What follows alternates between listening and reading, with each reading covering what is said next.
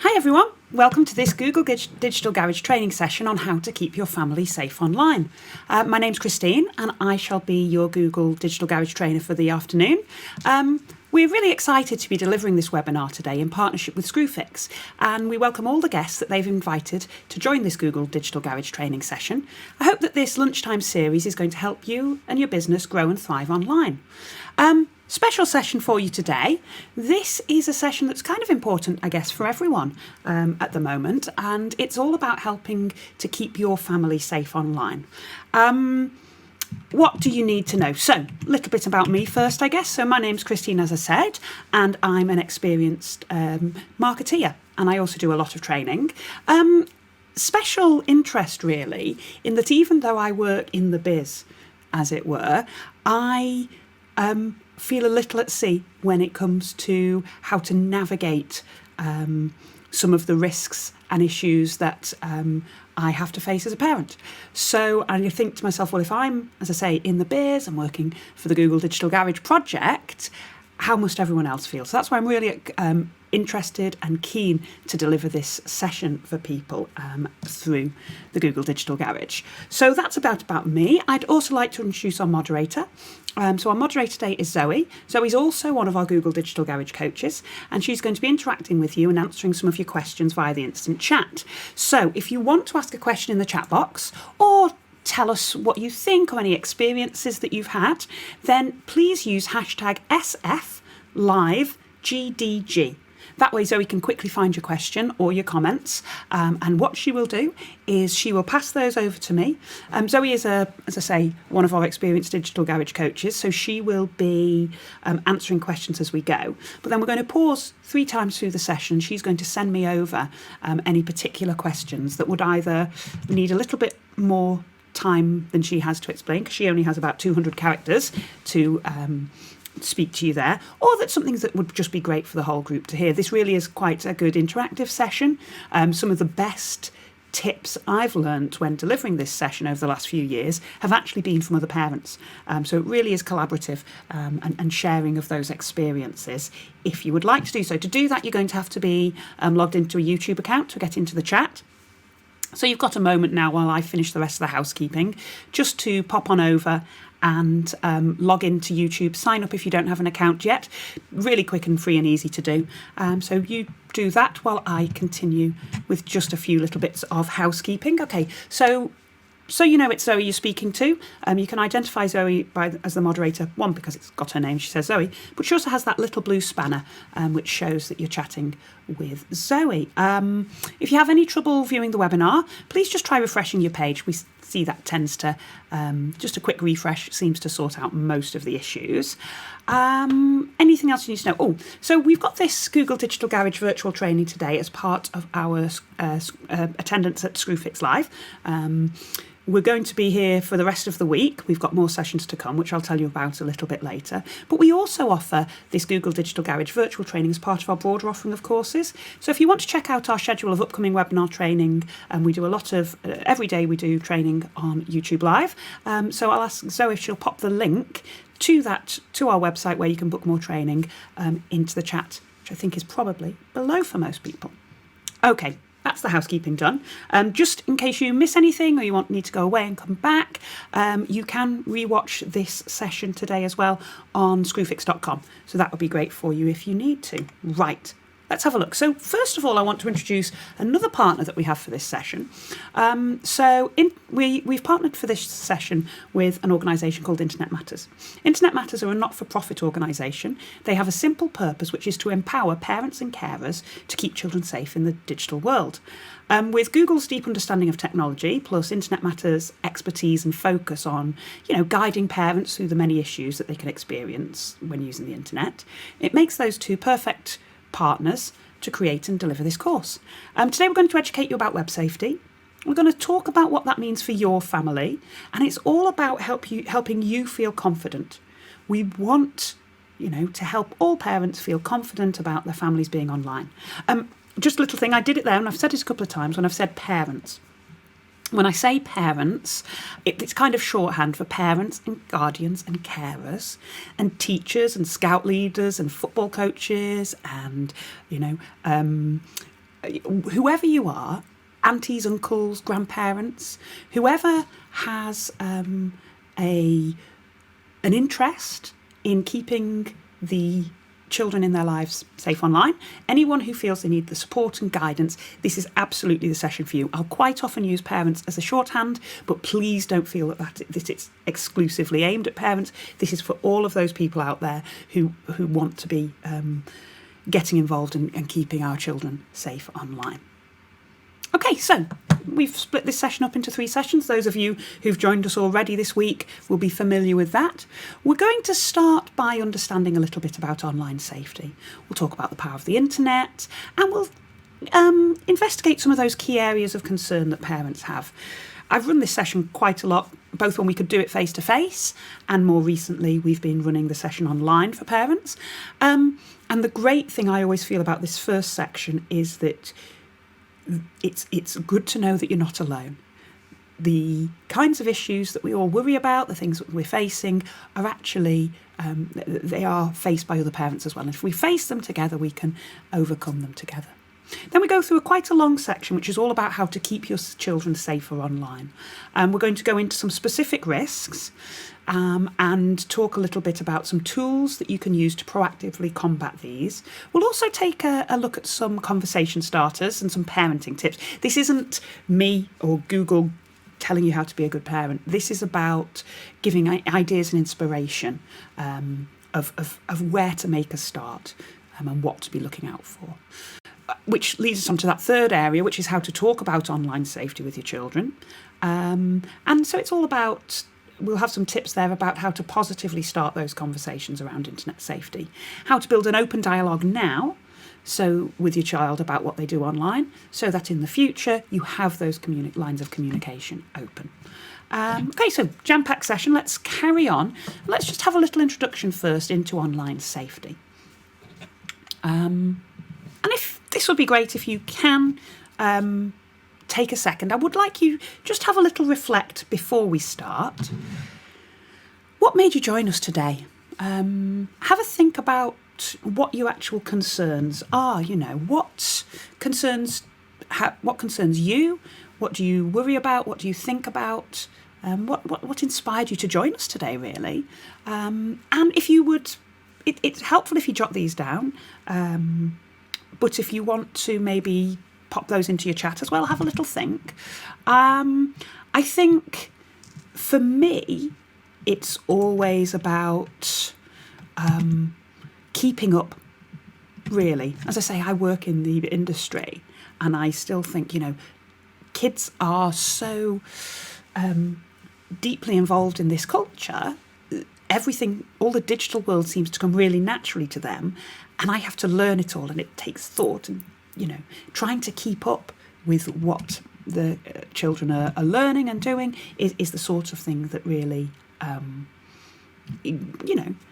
is the thing that I worry about most. So let's just have a look.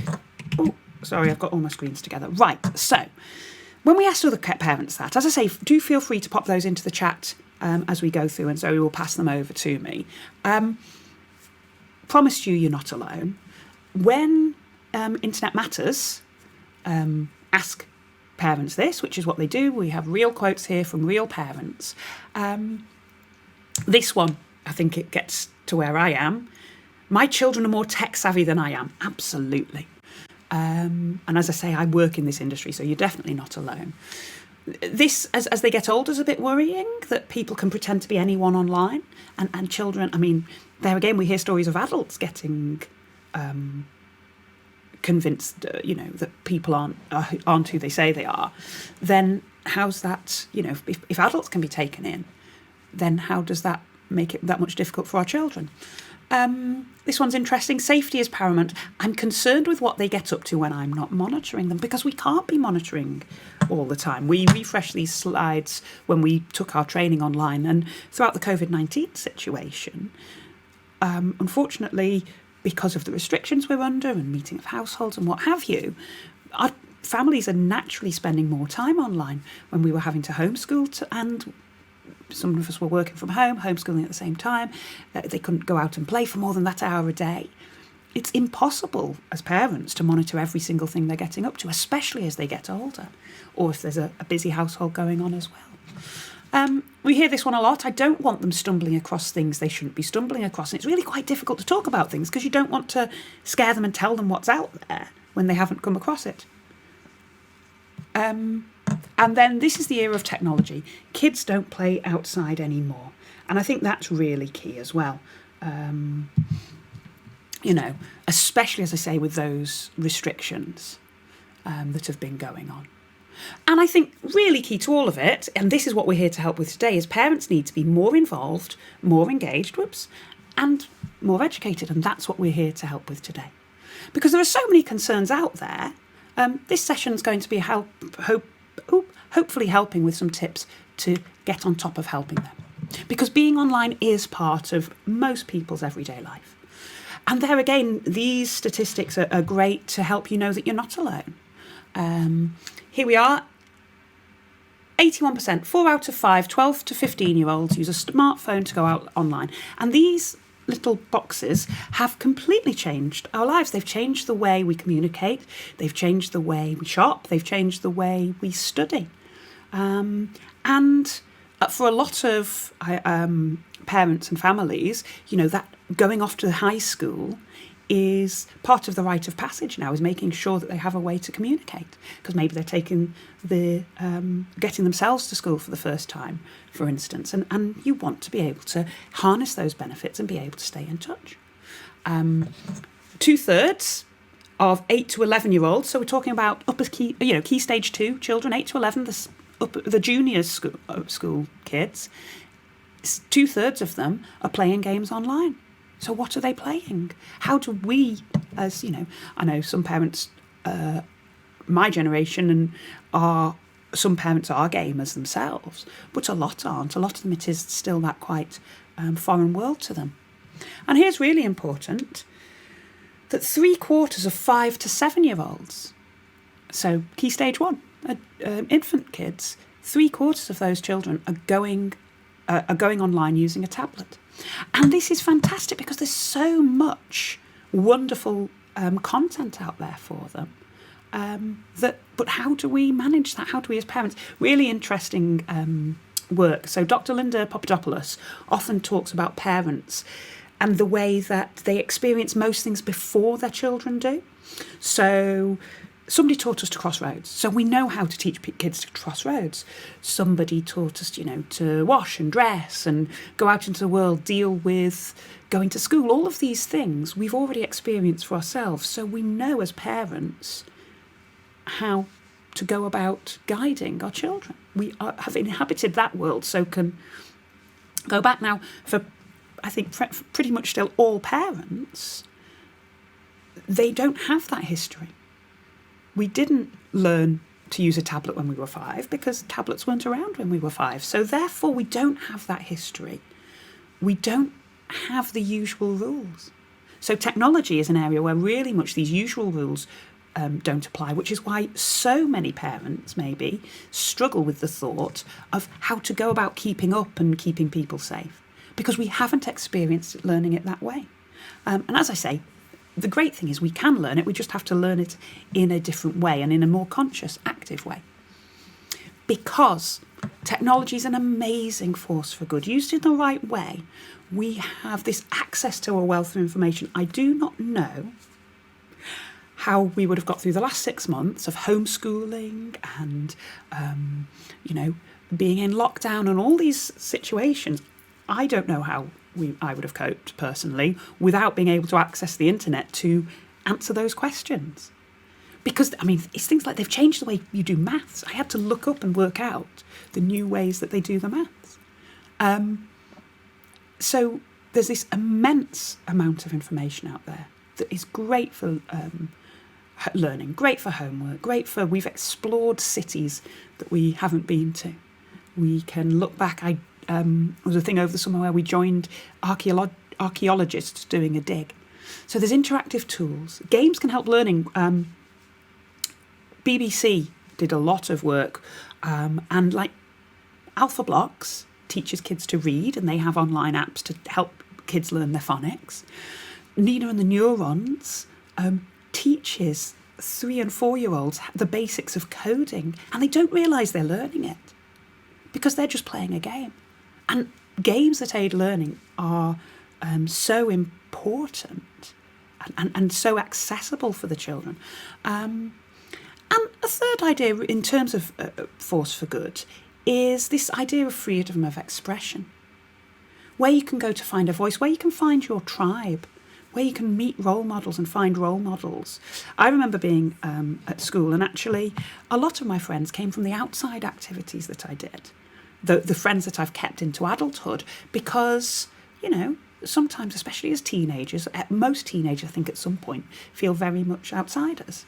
And to be able, the power of being able to find a place to fit in, or find a way that you can start a blog or get inspiration from artists or dancers or musicians. It's an amazing way for young aspiring creatives to get started, but it's also a way that everybody can, as I say, find that tribe, find out where they fit in the world.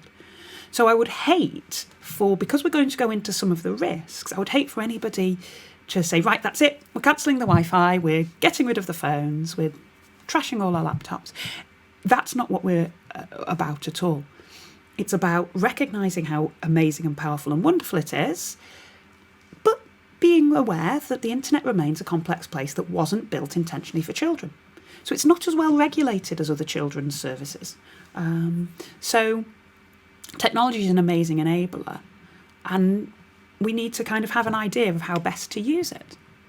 So here's another thought, something else for you to write down next. Have a think about, for me, just working out what it is you think your children actually do online. And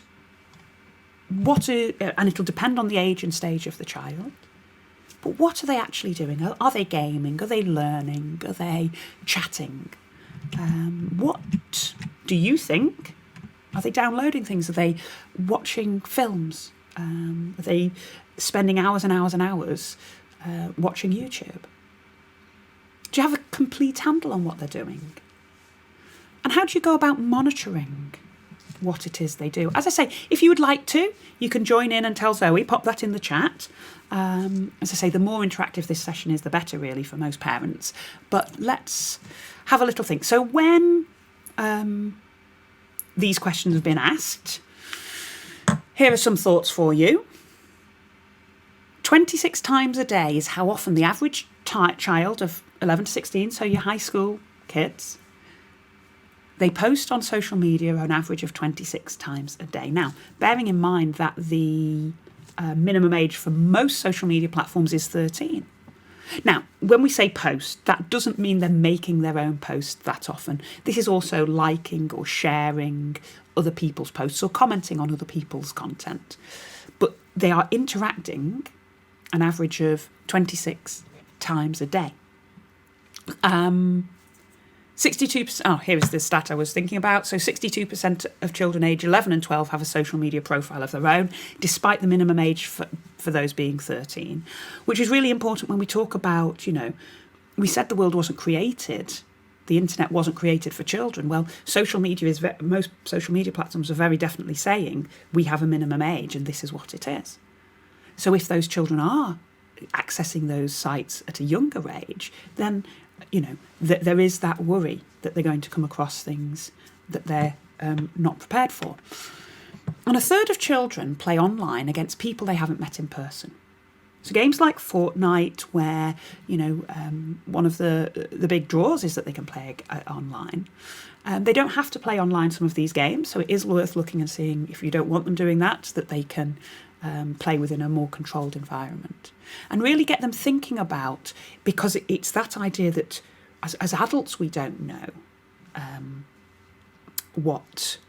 that people are definitely who they say they are online, and children are much more likely to be trusting of people being who they say they are. So children of today are growing up in a really different world compared to our generation. So the average screen time for adults, depending on which source you use, is the average screen time for the population is just under 2 hours a day, average. And this is before COVID made everyone go crazy. The average daily screen time for children is 3 hours and 15 minutes a day. So this digital technology has absolutely become a fundamental part of children's lives. So it's imperative, really, that we get involved in our children's online activity, which is why we're going to go through some of those common areas that come up when children are online. I'm just going to pop over and check with Zoe, see how things are getting on. I've got no questions coming up yet, which, as I say, that's absolutely fine. It would be great if, one, Zoe is more than capable of answering the questions as they come in. The other thing is that, maybe you don't feel comfortable asking them. I really do hope that you do, you are comfortable asking, because there's no such thing as a daft question. All right, so we're going to go now. This section it should come with a little bit of a health warning. The section I'm going to take you through now can feel quite heavy, all right? Important to remember that these are risks, and I've got to define the different risks for you and then give you some practical steps and useful tools to help you. You may, as I say, this is another case where you might just look at the volume of what's here and think, right, that's it, we're not doing the internet anymore. We're not going to have any of that internet nonsense. Unfortunately, as I say, that's not realistic for most people. I really want you to remember that these are risks, not harm, and not every risk is going to apply to every single child at every single stage. But it's really important, I think, that as parents and carers and aunties and uncles and grandparents, that we are aware and we are conscious of what's going on. So we can think about these things before the children get there. So the things that parents are worrying about, we have screen time and wellness. We've got cyberbullying. We've got online grooming. We're going to take a look at phishing, inappropriate content, and we're also going to take a look at scams. Okay, so as I say, it feels quite heavy, but please don't feel too overwhelmed. We're going to give you not just an exploration of what these things are, we're really importantly going to give you some tools and some ways that you can get those conversations started. Okay, so let's jump on straight into that first one, which is screen time. Okay, so screen time's fantastic. Can be fantastic. It can offer your children opportunities to learn new skills, as I say, to visit places, to stay entertained, to learn. But too much of it can have a negative effect on not just their well-being, but also as adults, our well-being. I think it's really important that we think of how this affects us as well. Because too much screen time can impact your sleep. Definitely seen that one for myself. So sleep-wise, the sleep cycles are affected by the blue light from screens. It tricks our brain into thinking it's still daylight. So on a kind of primal human level, it can keep us awake because of those things. I think in terms of impacting sleep as well, there's a real thought that if I read something or watch something and get an input late at night, my brain starts thinking about that. I've got notifications on. If a notification pings on with an email, and I'll start thinking about that. Or if I check the news or the Twitter feed, I'll start thinking about that. So having not just the kind of technology side of it with the blue light and the eyes, but also this idea of stimulating your brain with outside inputs can be very difficult. So I think for me, it's very important to look at a good sleep routine. And as I say, I do this as well. We now have a set cut-off for screen time. It can absolutely impact your behaviour. We're creatures of habit. It doesn't take long to get used to glancing at your smartphone 100, 150, 200 times a day. And how children will fit into that as well.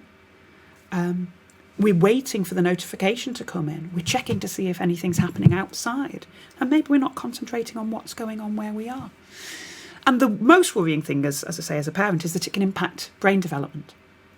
So screen-based entertainment can increase the central nervous system arousal. And that can it means your brain's always on. It can amplify anxiety. Millennials are more forgetful than old age pensioners because we've outsourced our memories to Google, to calendar alerts, we don't need to know directions anymore We don't need to look at a map and work out how many lefts and how many rights, because we just plot it into the GPS and it takes us straight there. So we don't remember the routes we've taken. Columbia University actually studied this and found that when people know they'll be able to find information easily, they're less likely to form a memory of it. So we don't remember facts in the same way as we used to, because we know that if anything happens, we can just use the internet and search for it. Okay, so those are the kind of issues. Half of primary school age children take an internet-enabled device to bed with them. And that might be to play, a little bit of music, watch a little video before they go to bed. But if the internet is there in their room with them, and they're maybe having those behaviour issues where they are, getting, checking all the time, forming those habits where they're checking all the time, then how likely is it that they're going to want to do that when they should be going off to sleep? So, we are still in the COVID-19 situation. And the last thing I think that Google Digital Garage and internetmatters.org wanted to do was, not take this into account, because the lockdown situation has naturally led to higher screen time for a lot of families. It just has. Schooling's gone online, socialising, depending on where you are and what restrictions are happening, we're not allowed to socialise as much. Exercise throughout the actual initial lockdown, when we were allowed that 1 hour, PE with Joe was happening, lots of online exercising happening, and entertainment as well. So not all screen time's created equal, though. So what we advocate, I guess, is a balanced digital diet. Okay? So a balanced digital diet, by that we mean something that encourages creativity, it aids learning, and it improves connections. In terms of achieving that, it's absolutely about finding a balance. So finding that balance between quality and quantity. And when we're in a situation where our learning is online, our children's learning is online, and their entertainment and their socialising is all online, it can feel quite overwhelming. So trying to make sure that there are those boundaries and that balance is happening. Obviously, making sure they're being safe. So some of the parental controls and things we're going to take a look at, because they are going to be spending more time online at the moment. And I think it says create family harmony. What we kind of mean by that is give yourself a break, as in just relax this. Don't feel you have to be as strict when the world's going crazy. Maybe accept that we're all going to be spending more time watching TV on your device. It's okay, but let's look at how you can maybe set some screen time limits. I'm going to show you some tools that are going to help you. Okay, so the first of the tools I've got for you is called Google Family Link. And Family Link is fantastic for seeing what's going on and managing what's going on if your child has their own device. So it's great to temporarily lock a child's device at different times of the day, so you can have planned sessions. So you can, for instance, set a bedtime routine. Really interestingly, so we've spoken a bit about bedtimes, and how we set up bedtime is devices for the whole family are often away an hour before we want to be asleep, to give our brains that time to. And as I say, I think it's quite, in terms of top tips wise, it's about having the family doing it. So they don't see that the parents are doing one thing and saying another, but we're actually obeying that as well. Because I know full well that if I'm checking Twitter 5 minutes before I want to be asleep, my brain's going to be kept awake. So you can manage the apps they use. You can see how long they're spending on different apps. And if they're spending a lot of time, you can set limits for individual apps. So if you've got that great coding game that you're happy for them to play, then you might let them play that one a bit longer. But maybe a game that doesn't have as much rich learning content, you might reduce and let them have less time on that one.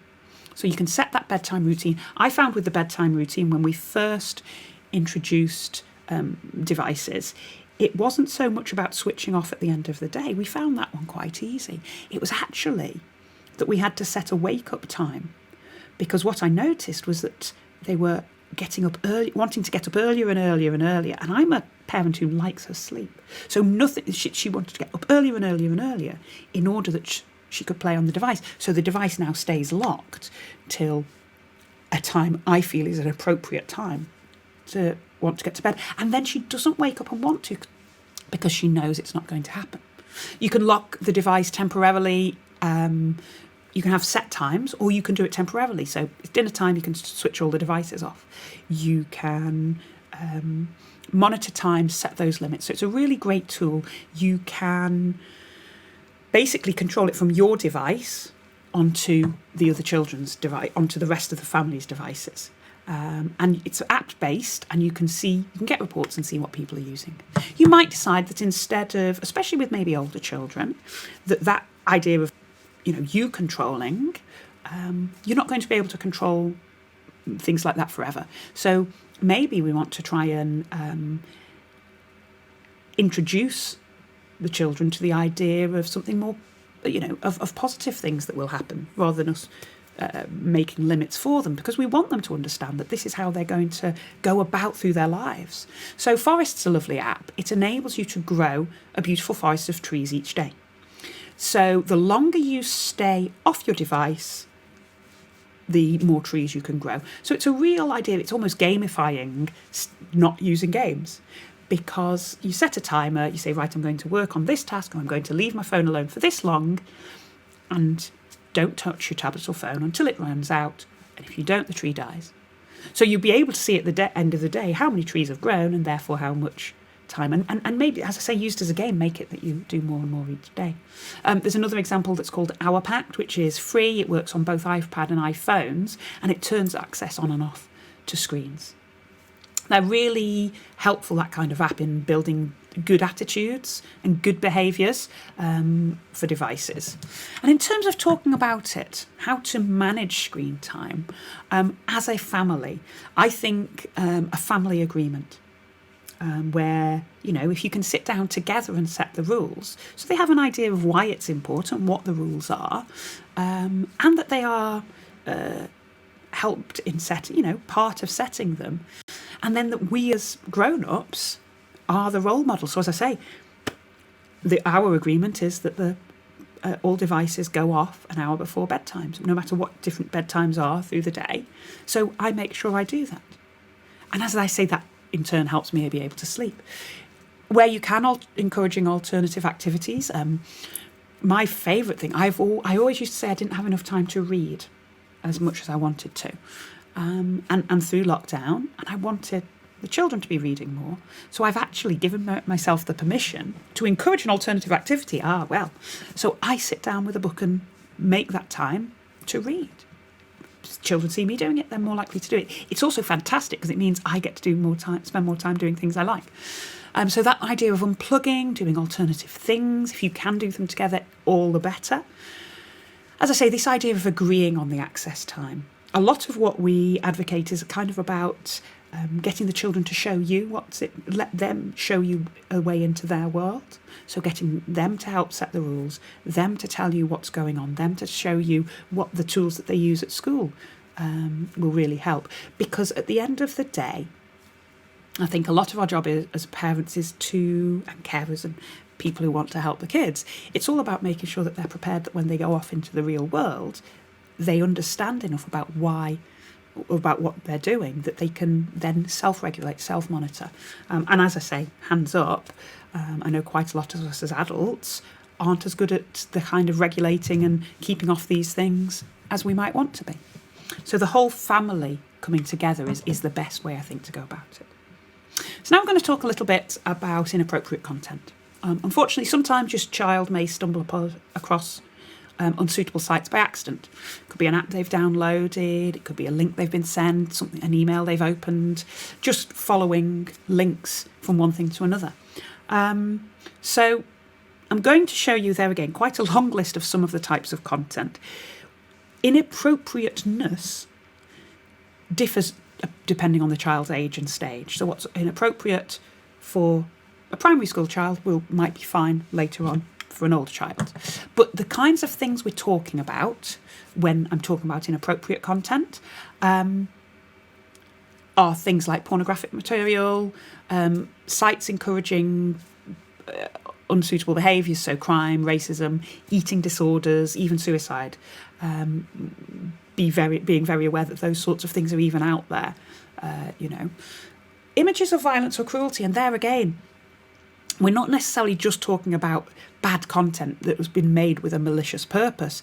I think with the images of violence or cruelty, I have an animal lover in the family who would absolutely want to watch the videos that the very reputable animal charities, for example, or development charities, amazing charities doing fantastic work, sometimes when they show the realities of the work they do to get support from adults who can cope with those sorts of things, a sensitive child who loves animals isn't going to be able to cope. And as I say, it's not what you would term bad content. It's not been created with a malicious purpose, but it isn't appropriate for the age and the stage of that particular child. So it's really, I think, just any content could be inappropriate for anybody, depending on what what's going on in their lives. Content containing swearing, or unmoderated chat rooms, gaming with when people are swearing because they're talking to adults or just because they've heard of that sort of thing. Unmoderated chat when you don't know who's in there and what's being said, and then gambling sites as well.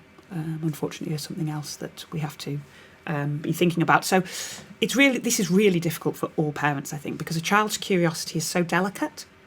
You want to allow them the freedom, you want to be able to talk to them about things, you don't want to scare them with what you say, and you don't want to give them the ideas that, there's inappropriate content out there, let's go and take a look, So there's quite a few programmes out there that are raising awareness of this, which we'll talk about as well. In terms of protecting them, and you'll see that a lot of the tips we're giving, actually, no matter what the particular risk we're talking about, a lot of the tips are actually the same, because it's about being an internet citizen, and it's about knowing flexible ways to deal with things. So that family agreement we've spoken about already gets that conversation started. As soon as your child starts to use the internet, is the right time to begin to talk about what they might find there regularly. We don't go into specific risks. We have kind of general rules in our family. If you ever see anything that makes you feel icky, that you don't like, that makes you feel uncomfortable, that's when you take action. And the actions in our family is to go and find an adult that you trust, who will take that away and fix it for you. So we keep it very general. We don't go into deep specifics, and it's something that's flexible, that no matter what they see, no matter what we do, we're teaching them the behaviour that they can deal with. Really getting kids to realise, to think before they click. So talking about, and adults get this as well, but talking about the fact that people aren't always who they say they are, offers that are too good to be true probably are too good to be true, they might end up accessing content that's not appropriate, or scams, things like blocking, ignoring pop-ups. Get into this idea that not everybody is who they say they are when they're online. And I'll show you a great tool for like an online game that you can play a little bit later. And if you can, especially this works better with younger children, is supervise when you can. Ideal for younger children. As soon as children get older, it's going to be harder. If you can try and be in the same room as your child when you're online, then that's fantastic, because you can keep an eye out, not just looking over the screen and seeing the content they're using, but seeing how their reaction is.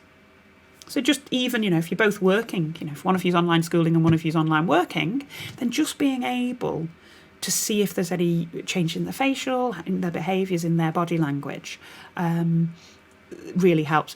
And celebrating the wins. So if your child brings you something that they don't like, then praising them as being a digital leader. Let them know that this is great behaviour, reinforcing the good stuff. If your kids are older, then reinforcing that you do respect their privacy, but that you do, it's your job as a parent to help them to be safe and happy online. And then in terms of tools you can use, then you can look at a device level to be what we tend to advocate, and there again, this goes across for all the different tools, is a kind of layering approach. There's no one magic a tool that's going to fix everything, but if you can layer up the levels of protection, then you're better off. So at device level, there are pre-installed parental controls available on most devices. This, I mean, it's the old thing, isn't it? The best time to start was yesterday with this. You know, when you first get the device, when you first hand it over, next best time to start is today. So take a look, if you can, at the pre-installed parental controls. Things you can do is set age limits, you know, like the PG-12 and that sort of thing. So have a look at the device, see for your particular device what level of parental control, what level of content, or looking at there again, similarly with the Family Link app, at the kinds of apps you're going to allow. Next thing you can do is look, the next level up is your Wi-Fi provider. So at broadband level, so broadband, mobile or Wi-Fi providers all offer filters.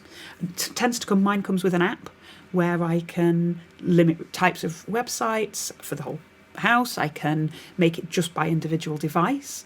So you can set different levels for different devices. It's almost like you can pretty much set your own watershed. So checking out with whoever provides your internet, what they have. So I have an app on my phone that controls the internet for the house. And that way you can look another layer of protection at trying to filter out any kinds of inappropriate content there. Another thing you can do is look at browser level. So if you use Google, you can turn safe search on. Google has this, iTunes has something similar. You can switch to it's a family-friendly filter. Try saying that 10 times fast. And that should help you block out any content that's unsuitable for children. There's no flawless systems, but with safe search on, for example, it helps you to block those images, videos and websites that you wouldn't want them seeing. When you turn it off, you get the most appropriate results without that filtering, which means that you could get explicit content without there. Then there's the YouTube Kids app. So lots and lots and lots of kids use YouTube. I did a little while ago. I did a big event with primary school kids in Liverpool, home of football, one of the most football mad places in the world. And I asked the children what they wanted to be when they were grown up. And more children at primary school said they wanted to be YouTubers than they said they wanted to be footballers. And I thought the world has gone crazy. But YouTube is a huge part of so many children's lives right now.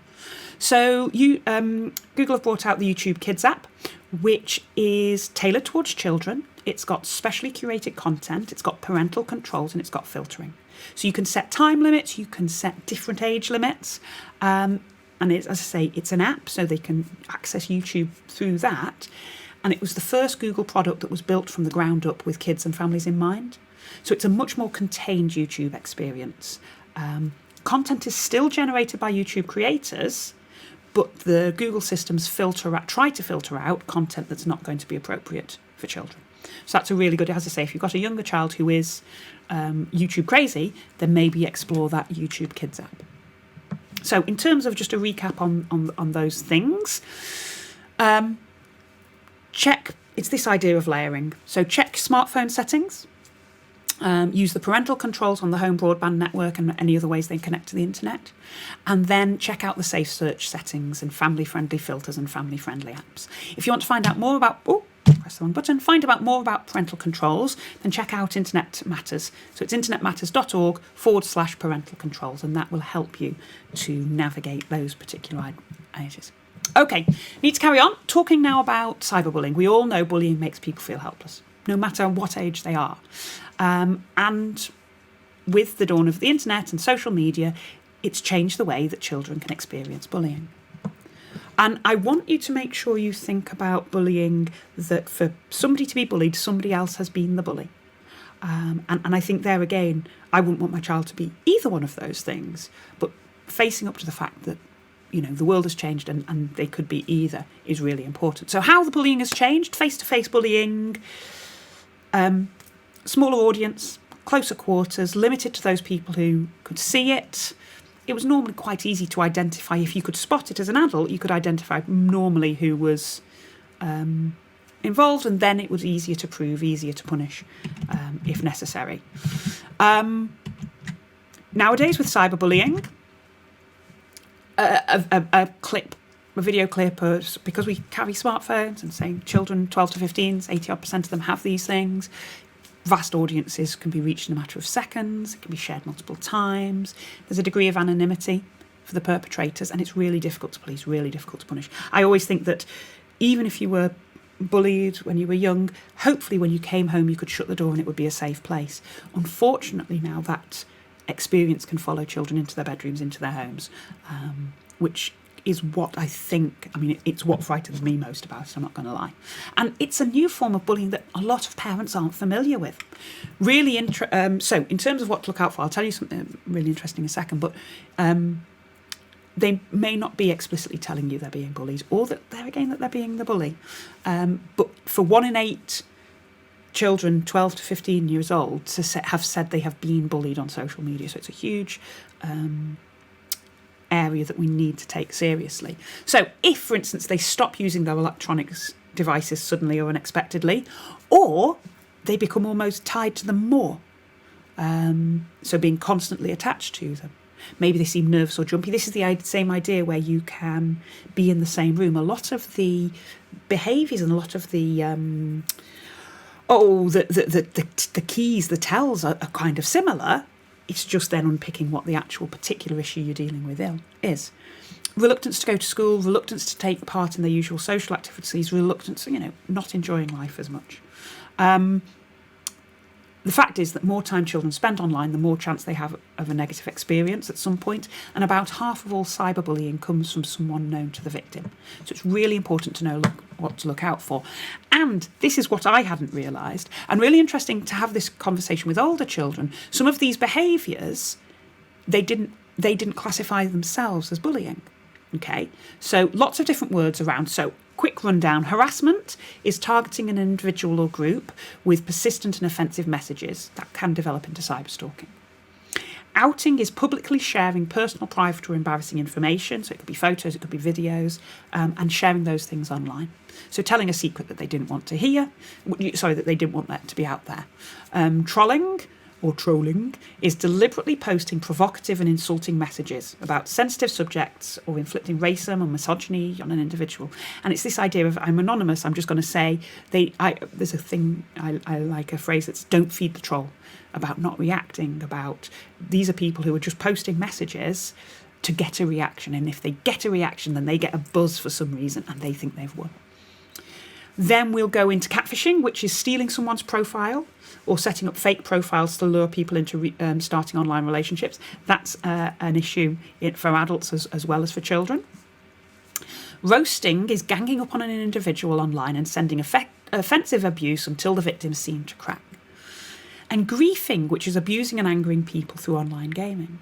For instance, if you're playing a game where you're all meant to be exploring an area and shooting, every time somebody regenerates after they've died is running up and shooting them in the head so they die again. So they can't play the game because somebody is deliberately not playing the game just to annoy them. And it's those sorts of things that kids were like, oh, we didn't realise that was actually bullying. So if your children are affected by cyberbullying, and as I say, this is either as victim or perpetrator, it's all about talking it through. As we've said before, finding out what's going on, finding out why in a very gentle, non-judgmental way. I always find these conversations are best had side by side rather than face to face. There's something gentler in that. So try and establish facts around the incident, keep an open mind. Talking it through, teaching by example. Some of those behaviours, trying to be modelling positive behaviour. Praise them if they take it on board, encourage them to behave and absolutely learn from it. Try, not for you to get upset. It can be very emotional, things. Try not to ignore it. Don't brush it off. Believe them if they're saying it's happening, and take it seriously. Don't blame other people if you think your child is the perpetrator. It's absolutely about not condoning it and taking it very seriously as well. If they say they're doing it in retaliation, it's that whole two wrongs don't make a right. And it's just going to encourage an escalation of that behaviour. And absolutely, don't take away the devices. That could actually make the situation worse. It might encourage them to find other ways to get online, or it can make them feel that if they've been punished doubly. Once they've been bullied, and then you've taken the device away to protect them, which is cutting them off from those things. We'll move now on to online grooming. Also known as grooming, it's a word used to describe people befriending children in order to take advantage of them for sexual purposes, and it's incredibly tricky to talk about. But let's have a look at things to look out for. So, key signs to look out for: being secretive about who they're talking to online, using sexualised language that you wouldn't expect them to know.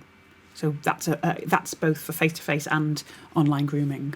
And this idea of switching screens when you come near the computer. It's easy to pretend, for somebody to pretend to be that there's somebody else on the internet. Children can sometimes end up having conversation with people whose real identities they don't know. And it can be really hard for parents to recognise, because it actually can happen when children are at home. Key thing is that groomers will probably specifically warn children not to talk to anyone about it. And this is not just internet safety, this is just general life-to-day safety. From the day they were born, my children have been told, if anybody ever tells you not to tell mummy, what's the first thing that you do? And the response is, you tell mummy. And if you don't feel you can tell mummy, here are the adults that are in your life that we can confide in. 40% of children remove privacy settings. Those privacy settings we've spent so long layering up, they will take those off their social media to try and attract more friends or followers. Interesting to know as well that online groomers aren't always strangers. In many situations, they may have already met the children through family or social activities, and they can use the internet to build rapport with them. Quite often, children don't realise they're being groomed, and they think that person is their boyfriend or their girlfriend. So it's going to depend on your child's age and maturity level. But the key thing is to be able to have those conversations, to get those conversations started.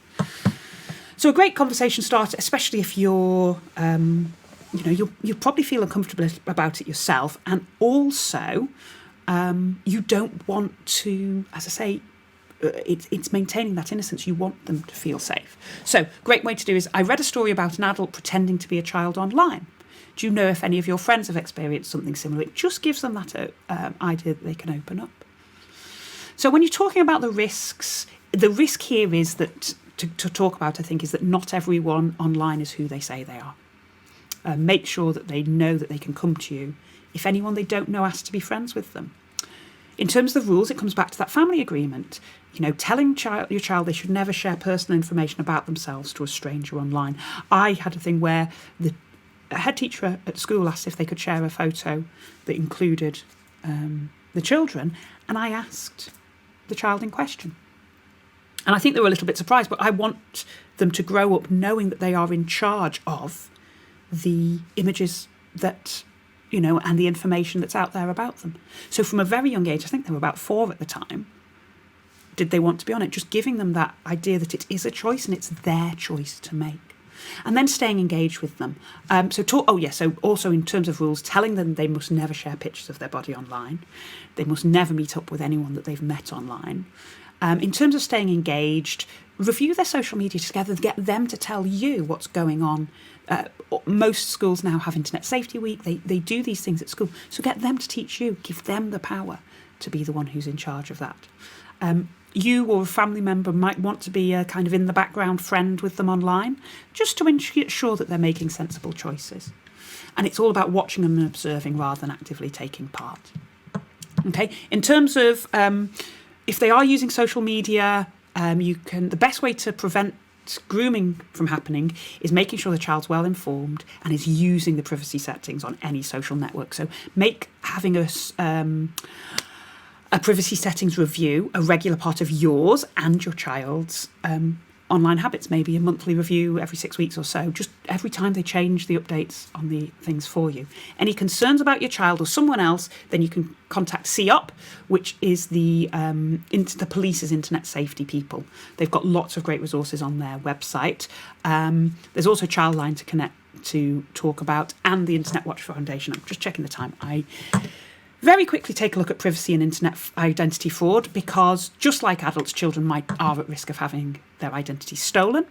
You might suspect that's happened if they get a bill for something they haven't ordered.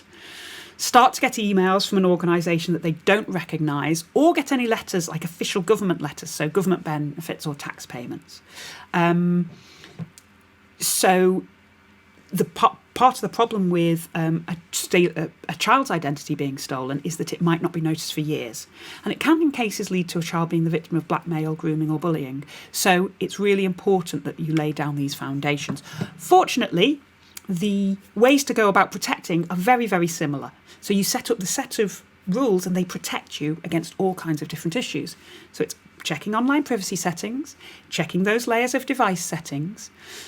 Great tip is to actually find out what's already out there. So if you go incognito on a browser or go into private browsing and search for your child's name, search for their area, search, about, see what's out there about them already. They may have shared more than they meant to.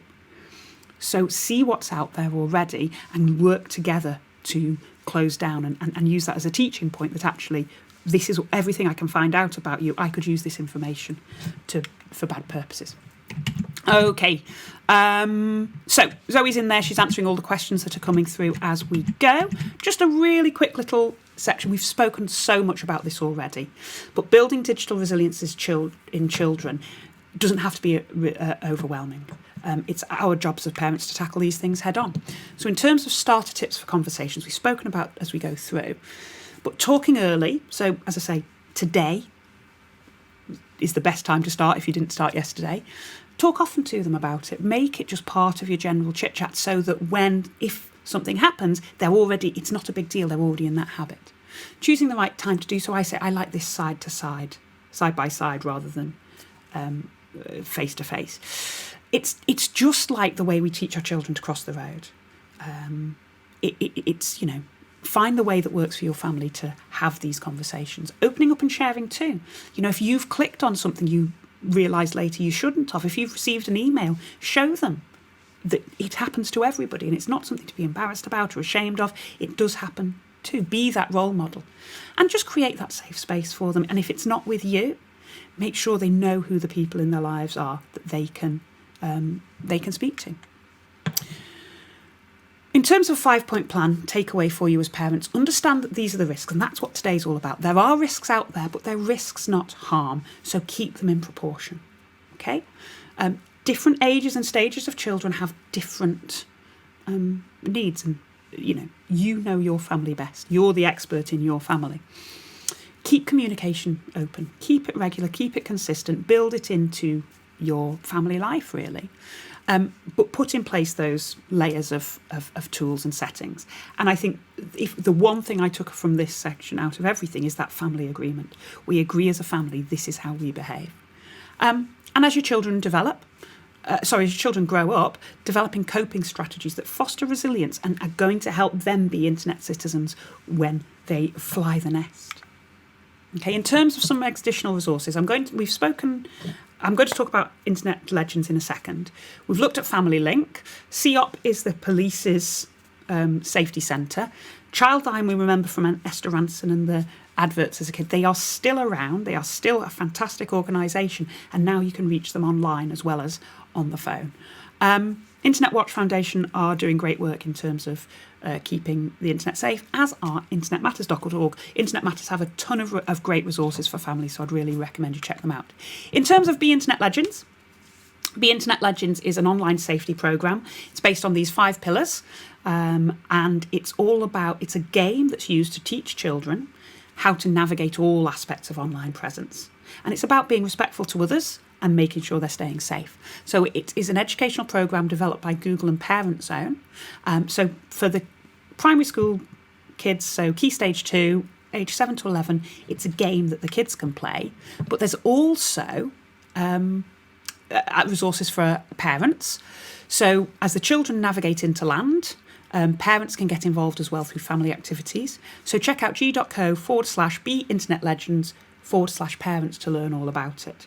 It's a fun game. The internauts have to combat the badly behaved hackers and phishers and bullies on the internet. So it's a great, safe, age-appropriate way to get involved. Schools can also get involved.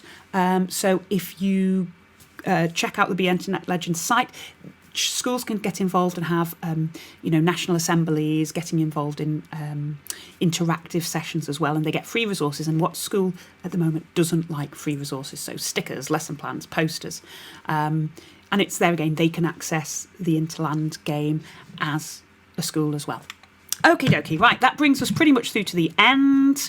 As I say, Zoe's in there answering any questions as they come through. Let's get this started. So what are your next steps? You can rewatch this session again on screwfix.com. You can also join us at the Digital Garage for any of your any other sessions. We do run this one as well if you want to recommend it to other people. There's also a similar ideaed session, but it's about helping adults keep themselves safe online. So that might be one that you want to look at. Couple of surveys for you. Here we have the Google Digital Garage Ordinary Survey, which is goo.gle/digital garage feedback. That helps us to improve the Digital Garage programme as a whole. We also have a very special survey that's just for this because the Keep Your Family Safe online programme is so important. It actually has its own survey that we do ask people if they've participated to take. So if you wouldn't mind, Zoe will pop both of those links in for us. If you want to talk about the programme, then we're on #DigitalGarage. If you do something different, if you learnt about it, if you just want to share that you've been here, then #DigitalGarage is the way. So we will also pop in all the websites if you want to come back and join us for our usual Google Digital Garage sessions. So thank you very much for joining us today for Keep Your Family Safe Online.